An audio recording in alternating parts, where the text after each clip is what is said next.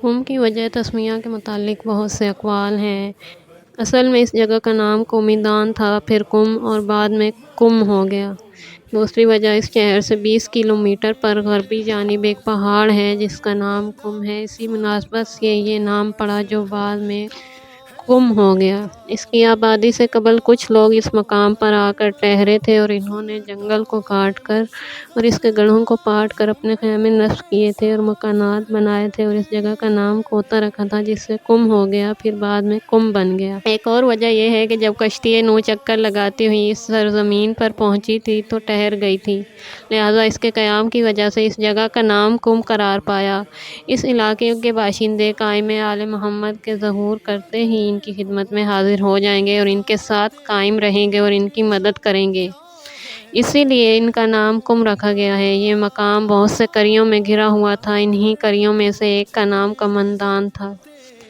اسی کے نام پر اس علاقے کا نام جو اب قم مشہور ہے۔ امام جعفر صادق علیہ السلام کی پیشن گوئی کے مطابق حضرت فاطمہ بنت حضرت امام موسیٰ کاظم علیہ السلام ہمشیرہ امام علی رضا علیہ السلام اس زمانے میں یہاں تشریف لائیں۔ جب مامون رشید نے امام رضا علیہ السلام کو بجبر ولی عہد بنانے کے لیے دارالخلافہ مرو میں بلایا تھا تو اس کے ایک سال بعد حضرت فاطمہ بھائی کی محبت سے بے چین ہو کر بارادۂ مرو مدینے سے نکل پڑیں۔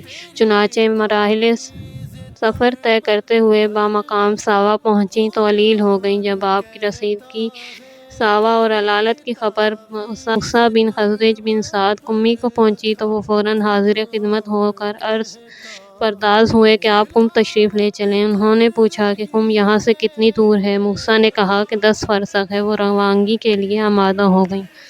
چنانچہ موسیٰ بن خزرج ان کے ناکے کی مہار پکڑے ہوئے قم تک لائے۔ یہاں پہنچ کر انہی کے مکان میں جناب فاطمہ نے قیام کیا۔ بھائی کی جدائی کا صدمہ شدت پکڑتا گیا اور علالت بڑھتی گئی، یہاں تک کہ صرف 17 یوم کے بعد آپ نے انتقال فرمایا اور بامقام بابلان جس جگہ روضہ بنا ہوا ہے دفن کرنے کے لیے لے جایا گیا اور اس سرداب میں جو پہلے سے آپ کے لیے قدرتی طور پر بنا ہوا تھا اتارنے کے لیے باہمی گفتگو شروع ہوئی کہ کون اتارے۔ فیصلہ ہوا کہ قادر نامی ان کا خادم جو مرد صالح ہے وہ قبر میں اتارے۔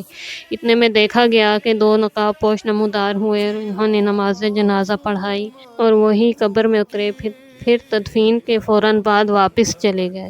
امام جعفر صادق علیہ السلام فرماتے ہیں کہ جو معصومہ قم کی زیارت کرے گا اس کے لیے جنت واجب ہوگی۔ ایک اور جگہ ارشاد فرماتے ہیں کہ معصومہ قم کی شفاعت سے کثیر شیعہ جنت میں جائیں گے۔ اسی طرح امام علی رضا علیہ السلام فرماتے ہیں جو میری ہمشیرہ کی قبر کی زیارت کرے گا اس کے لیے جنت ہے۔